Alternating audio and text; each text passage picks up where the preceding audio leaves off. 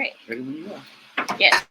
This is King sitting here with Jeff Mont from Session Work Studios in Hurst, Texas. How you doing? Good. How about yourself? Doing great. Doing great. Good. Man, so how does it feel? How long have you guys been here? We've been at this location. Totally, we've been in business since 2007.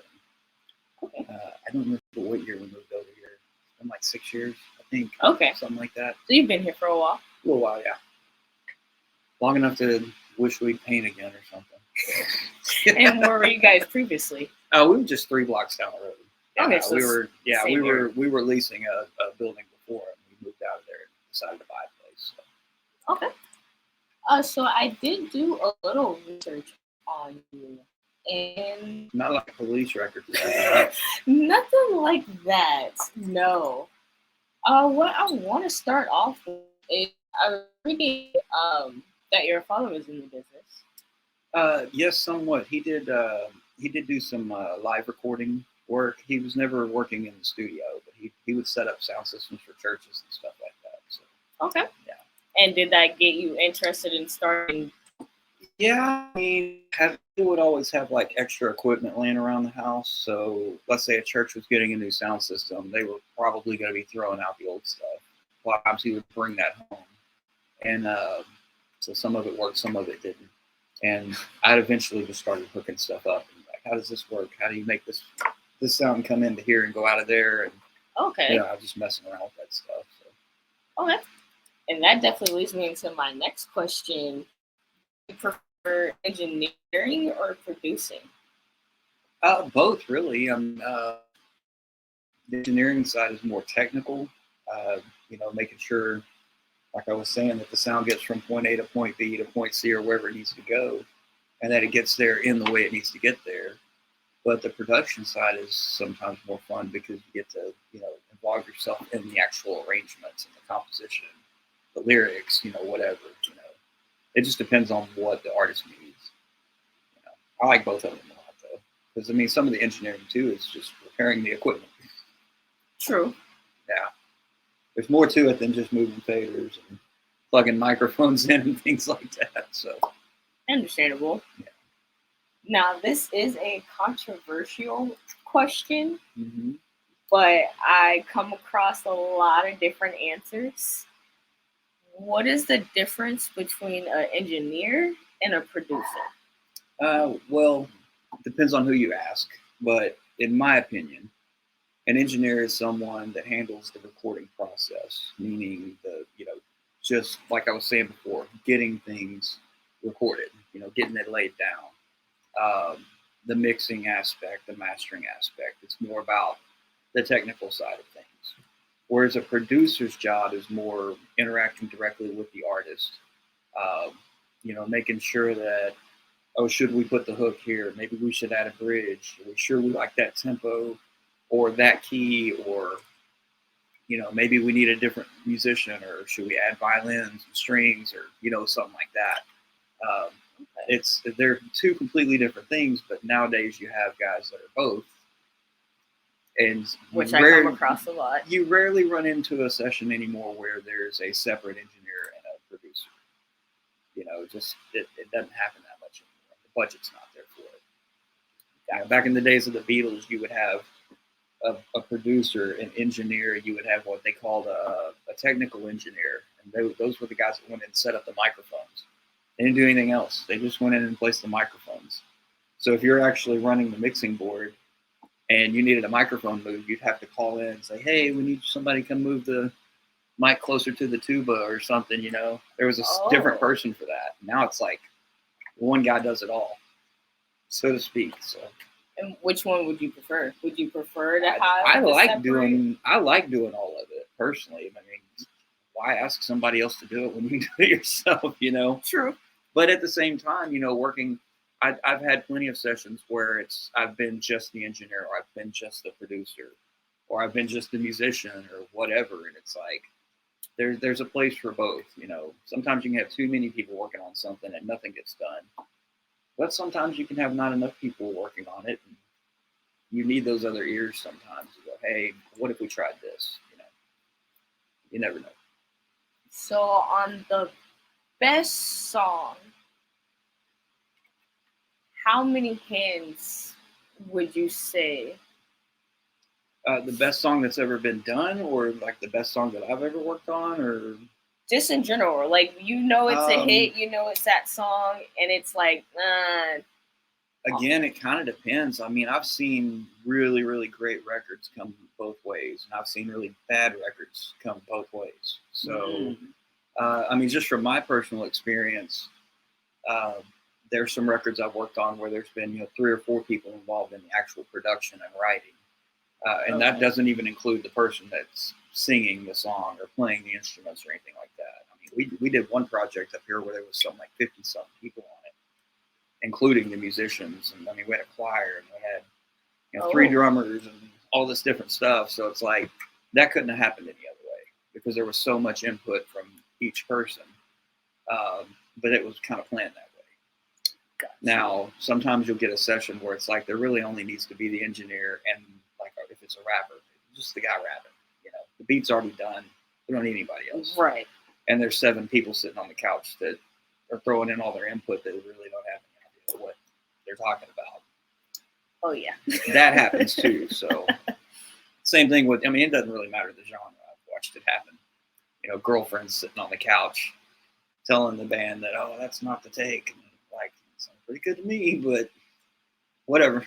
Oh, is that a big annoyance of yours? It can be. If anything that impedes getting the music done can be an annoyance. But it's if that's kind of part of sometimes becoming the producer in a session.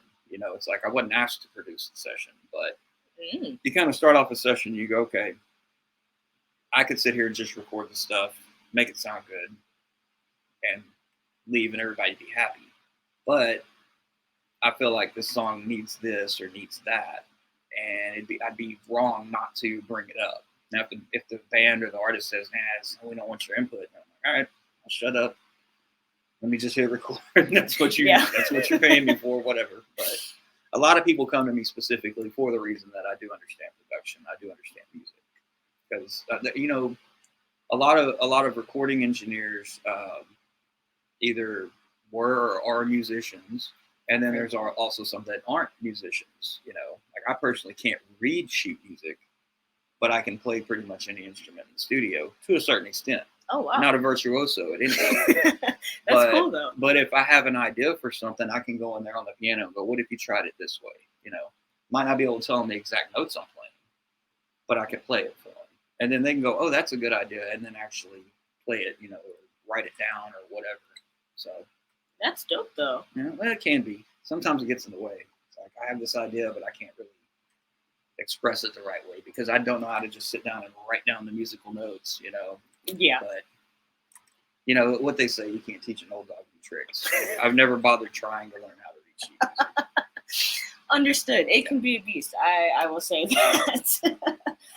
So what would you say is your favorite program to mix in and master in, or are they the same? For me, it's Program. the same.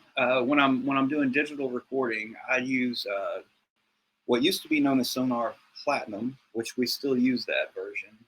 Okay. Is now for I think they've changed the name to Cakewalk by BandLab. Some company bought it, changed the name back. Okay. A lot of people use Pro Tools, different programs. I've always just been comfortable with Sonar Platinum. I like the way it works. It's kind of fully customizable, so I can set it up the exact way that I want it. I don't have to be stuck with, oh, here's how the interface works. I can do a lot of things to it that you can't do with other programs that have actually sped up my workflow. So that happened, many, many, many years ago. So it was like, all right, well, I've already got this going. Why would I switch over to this other stuff?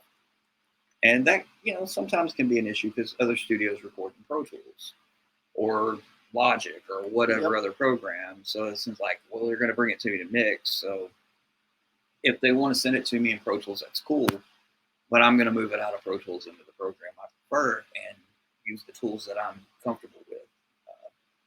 But as far as like, there's really no sound quality difference between any of them. If you set them up right.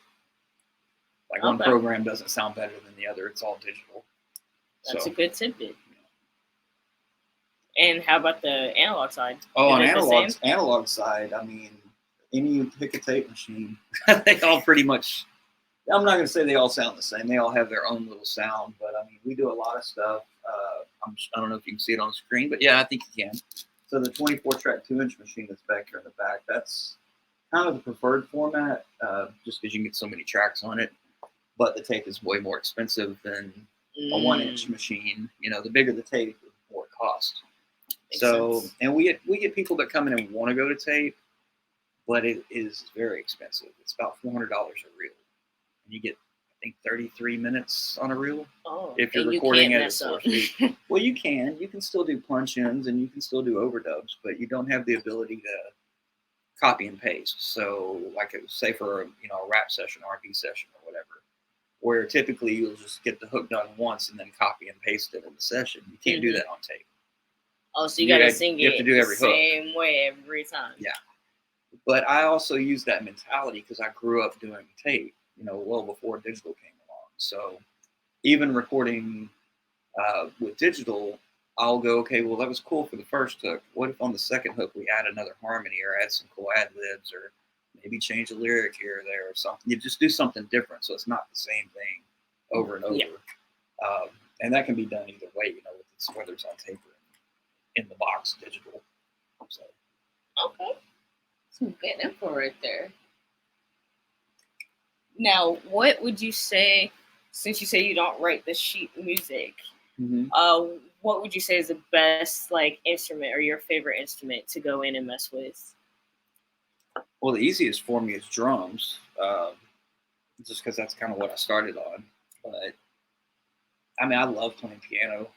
I'm just not extremely good at it. So it's like I can go in and I can play something out, and I might be able to play it in a slower tempo, and then have someone else actually play it. Go, this is what I'm looking for, but it needs to be twice as fast because my hands just don't move that quick. You would think they would with this, having to move on the computer keyboard and stuff that quickly, but yeah, my brain just doesn't work that way. Oh yeah. So, but drums, I can, for the most part, like if I have an idea, I can go in there and play it. Okay. And I'll either show it to the drummer, or if there's not a drummer on the session, there's a lot of times I am the drummer on the session. So now that's cool. Which gets very interesting because it's like, okay, I'm supposed to be the engineer, the producer, and also play drums on this. So there's a lot of running back and forth. I bet you're definitely tired after those sessions. Yeah, I try not to do that very often, and we have other engineers here too that are also musicians. So in fact, one of our other engineers, John Gerner, is also a drummer. So a lot of times if I'm the engineer on the session, he might be the drummer. And if he has a band in that needs a drummer, he'll be in here engineering and I'll be in there playing drums. It depends. Okay. So it's good to have two drummers on standby. Staff. Yeah. And we've got 2 or 3 guitarists too. So it's like, and everybody plays different instruments. Kind of the same way as like, I'm not great at any of them, but I'm good enough to, go in there and do. And then we've got other guys that's like, I'm really good at drums, but I can kind of play bass. It's like, we should just start a house band. I mean, you might as well. If we weren't so busy with other people's music. That makes sense. Now, would you say that it's a natural progression for a musician and an artist to gravitate towards producing and engineering? I don't think it used to be. I think it is now because the tools are so much more available. Back in the day before computer recording and stuff, it cost a lot of money to go out and buy, I mean, nothing quite this big, but, a decent sized mixing board and a recorder because, at the time it was tape. Yeah. So even if you, let's say, for instance, 8-track 1/2-inch machine, those were like $2,000-$3,000 back then, brand new. So it costs a lot of money, and the microphones aren't cheap, and the wires and soundproofing a place. Now, you get a laptop, a couple of programs, a microphone, and you can pretty much record anything. So I think that a lot of artists are starting to do that. I don't think it's a bad thing necessarily. That's really cool for laying down demos and stuff. And if they've really kind of learned the art of recording, they can come up with some really good recordings. But what's lacking is a lot of time the production side. and the ability to use some of the higher end studio equipment that is available, or just getting outside of the element that you're at, recording at home as opposed to coming in and getting in another person's ears on it, or just being in a different creative space. So there's really no wrong way to do it, but it's definitely more available for people to be able to do it, and it's affected the business. I mean, yeah, if you nowadays, like, let's say your car breaks down, you can pretty much Google or YouTube a video on how to change a battery or do something like that or whatever. Yep. It's the same thing with anything, and it's not that much different with music. It's just there's a lot more involved with how equipment is set up and what happens when something's not working. The technical side of everything. Yeah, you have to be able to track down. I think, at least from my end, if a piece of equipment stops working, and that's your only piece of equipment, you're pretty much screwed. But if you've got a backup plan, or you've got, say for instance, 48 channels, and one channel goes out, it's okay. You've got 47 more channels to work with. Right. Now, if the whole thing goes out, then it's like, all right, we don't have a mixing board anymore. That's kind of like a computer, for instance. If your laptop crashes, how you make music? If you don't know how to fix it yourself, then you're gonna have to pay someone to fix it. That makes sense. Yeah. Now, as a person who does, run sessions and engineer, would you prefer the artist to have some experience recording themselves or in having it down packed versus an artist coming to the studio? They're like, hey, this is my first time putting this concept down. I'm practicing it. There's really pros and cons, because a lot of times when someone does record something themselves, whether they intend it to be a demo or whatever, that particular take at that moment might be great, but the sound quality may be horrible. At the same time, when they come to the studio, sometimes it turns out to where they've already listened to what they already did, and it could be a horrible take, it could be a whole, whatever. But that's what they're so used to hearing, that doing it professionally, there's no way we're going to match that time that they did it, and they've just got it. They've already heard it that way. Case in point, I've got a band that I'm actually doing an album with next week. Okay. That I've already heard all these demo versions, and I'm like, well, why are we re-recording them? Because a lot of these are really great. But they weren't intending those to be the released versions. So it's like, okay, well, I get it, but I don't know if you're going to match that energy for that particular take. But who knows? We'll see. It might be better. It might be worse. Would you step in as a producer and be like, hey? Well, it's not up to me at the end of the day. I think this is the best version. I mean, I'll tell them that, but it's not really up to me at the end of the day to make that final decision, because it's not my art. I'm just there to help them paint the canvas, so to speak. Like, it's at the end of the day, it's their musical and creative decision. So understood. But I have no problems telling them whether I like it or not. That's definitely what you need in a session. Is someone to tell you, no, please do it again. Some people don't want to hear that. Some people don't. I mean, there's been times where I've just been adamant. I'm like, I know you can do this better, or you did it better 3 takes ago and you said it wasn't good enough and whatever. And it's like, man, if we did it this way, this would be a better song. I don't know, it's got to be like this. All right. Can't tell you anything else about it, but don't say I didn't tell you so. That part. I've literally had people come back to me and say, oh, well, the DJ at the radio station said if we'd have done it like this, I was like, that's exactly how we were trying to do it. You said you didn't want to do it that way. So now we're redoing the song, even when we could have just done it this way in the first place. Oh. It happens.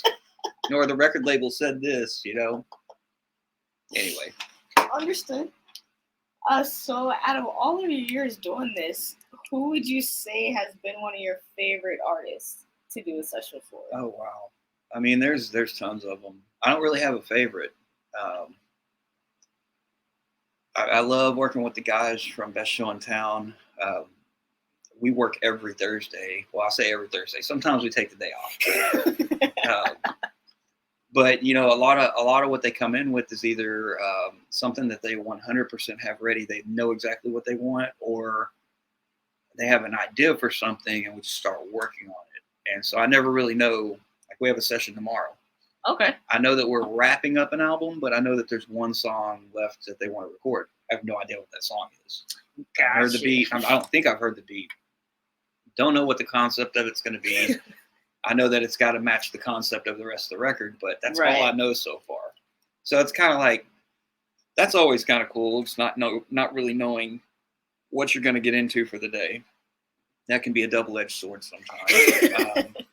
But you know, I mean, there's tons of artists I've worked with. I've been lucky enough to work with quite a few. You know, I always loved working with Big Tuck, Tum Tum. I don't know that we ever did any stuff with them together, but I worked with them individually. Okay. I remember, you know, working with Dero on his first album. That was like a multiple month project, and it was just like, I don't know, like I felt like we were working on it like 2 or 3 days a week, and then we, you know, we might take some time off, and then of course he was traveling and doing different stuff. I mean, a lot of the bands that I work with, I absolutely just love working with them because I know, like we've worked together so long. There's bands I've been recording for 10, 15 years, sometimes more. So I kind of have an idea, or at least, I at least know their demeanor, and I know, you know, I know what they want out of the record. Right. Even though I've never heard the record, I know what they're looking to get out of it. So that's always great. Yeah, I mean, there's good ones, there's bad ones, but I mean, at the end of the day, it's all music, and as long as we have fun making it, you know, hopefully the music sounds like they had fun making it. If it doesn't, then maybe we need to try again. I was gonna say, would you ever tell an artist like, "Hey, maybe music is not your lane"? I don't know if I've ever put it that way. I've probably put it worse ways before, but now there's people that come in and it's like, I'm like, am I being punked right now? Like, is there a hidden camera somewhere around here, or you know? And it's kind of crazy, some of the stuff that comes in. Like you'll have somebody go in there and just, there's no way they can think this sounds good, and they're not even open for interpretation. Like I'll tell them, you know, something like, "Oh, you're not singing in the right key, or you're not even in key with the song." And they're like, "What does that mean?" I'm like, I don't know that I can explain that to you. If you can't hear it, you know, I'll go to the piano. I'll be like, "Okay, this song's in it, you know, B flat minor." I'll play a B flat minor. They're like, "I don't know what that means." I was like, "I don't really know what it means, but I know enough to know that's not right." But sometimes you just gotta let them do it. What was it Chappelle said? Sometimes you gotta race. Just let them go. Let it go. Yeah. Oh man. Well, this first issue is definitely dedicated to one of my favorite producers / engineers of Beat Nerd Hub. And I've always heard, you know, Jeff, there's a lot of history there. There's a lot of stories there. And Hub was one of the greatest, man. Working with him in the studio, or just even knowing Hub, period. Anybody that ever knew Hub, and I'm sure a lot of people would agree with me, that dude was just full of life. Like, I don't remember ever seeing him where he didn't have a smile on his face. He didn't have a joke to crack about something, whether it was on somebody else or even on himself. Yep. I mean, let alone his music, but just as a person alone, man, that dude was just, he was real. Never dishonest, always. If he wasn't going to be somewhere, or if he told you he was going to be somewhere, he was either going to be there or he's going to let you know he wasn't going to be there. Yep. And he'd have a good reason why. Whether it was, you know, some kind of doctor's appointment or a football game or something, you know, he had all kinds of different stuff going on. But yep. This is one of the coolest dudes ever. I remember, you know, I met him back when I was at another studio, and he was working with other artists at the time. So we didn't get a lot of time to really work together because he was in another studio. I'd be down the hall at another one. Gotcha. But we would run into each other in the hallway and stuff. Be like, "Oh man, what are you working on? What are you working on?" You know, I'm gonna be wrapping up my session in a minute. I'm gonna come down here and chill with you. So we spent a lot of time together at that place. And then when I opened up my new spot, he would come by and, you know, be working with some of the artists that I was working with. I wouldn't even know he'd be on the session. You know, wow. maybe like I'd have an artist coming in. I'm like, well, who made the beats that we're working on? Oh man, Hub did. I'm like, all right, cool. Hub's coming by. So we spent a lot of time together that way. Oh wow. One of the funniest memories I have, though, I don't know how I got wrapped up into this, but I got invited to go judge a beat competition one night, and I don't remember who even was putting this thing on or whatever, and I had no idea who was going to be in the contest. I get there, I don't know any of the people entering in the contest. I see Hub. I'm like, hey, so we're talking, and I'm like, man, what's going on? He doesn't realize I'm judging. I don't realize he's putting beats in until he's on stage playing his beats, and he looks out, and he goes, man, you're not gonna let me get by with nothing tonight, are you? I'm like, nah, I can't do that. It's like, I don't know none of these other people. I know you. It's gonna look bad if I start throwing up tens, either, you know, 1 out of 10. Yep. And what was funny is one of the other panelists that night told everybody, like, there's no way anybody's getting a 10 out of Jeff, and nobody did. I mean, to me, there's no such thing as if there's 1 out of 10, nobody gets a 10. Period. There's no song ever created. Nothing's ever been created that's perfect. So I'm like, you might get a 9.5. You might get a 9.75, but you ain't getting a 10. Okay. So yeah, Hub, and what was funny though is after all that, Hub wasn't mad. He was just like, man, I knew as soon as you walked in the door, this was gonna be tough. I was like, well, I didn't want to do this in the first place, but you know, here we are. And that's something we talked about over the years. It was just funny. He was like, you know, if I'd have had a different judge, I'd have probably won. I'm like, maybe, but would you have won fairly? So it was always just something funny. He never let me live that down. He would always say something funny like that. Yeah, he would always bring that up. He's like, man, remember that time you didn't let me win the beat contest? I wasn't going to let nobody win nothing. So yeah, don't let me live on nothing. I'm gonna let you. Right. Oh, it was a fun night though. I bet hearing his masterpieces. Man, he had some really good ones too, and I mean, it's not like I was the only judge there, so it wasn't like, oh, I'm just not gonna let Hub win because I know. So it was like I'm just judging off of what I can, and he was like one of the first 3 people to go on too. So it was like I was scoring everybody low at first. Oh, because I'm like, I got to set a precedence here. Like who's, you know, what I'm hearing so far. I'm like, all right, we'll call that an 8. And then as I started hearing stuff, I'm like, I don't know, man. I should have started off at like a 5 because this really ain't that good. Because I got no ceiling to go to. Right. Like if I say the first beat is a 10, everything else is better. I'm like, where's it gonna go from there? So I'm like, I'm gonna start off at like 6, maybe 5. So silently, he's saying that Hub was the best in He the was room. definitely. I think he came in second. Actually, there was one other group that was there from out of town, like East Texas or something. That man, they just had something different at the time, you know. I don't even think Hub really made the beats that he made that night for that night. It was just like, oh, there's a beat contest. Let me go show up. This is, you know, it was just a weird night, but it was fun. Good. Well, I definitely thank you for allowing me in your space and seeing the studio. I see so many toys that I want to play with. Yeah, I mean, a lot of them collect dust some of the time, but they do get used. Not every day, but they do get used. That's good. You want to go ahead and give a shout out to your studio location where they can follow you? We're Session Work Studios, located in Hurst, Texas, 441 West Pipeline Road. The phone number, you can call the number, but ain't nobody gonna answer. It's 817-282-2321. That'll get you some information on how to go to the website and actually contact us about booking. But website's just sessionworkstudios.com. If you need to, you can just text me direct, and you will get a response. 214-586-7505. And can they find you anywhere on social media? Man, I'm on Facebook. That's it.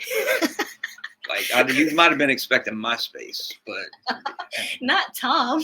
Yeah, I mean, I don't really mess with Twitter and all that stuff. The studio has social media. I'm not even sure what that is. I'm sure if you just type in Session Works, you'll probably find it. But I did, so y'all can too. Yeah, me personally, I just do Facebook, and I don't even like doing that.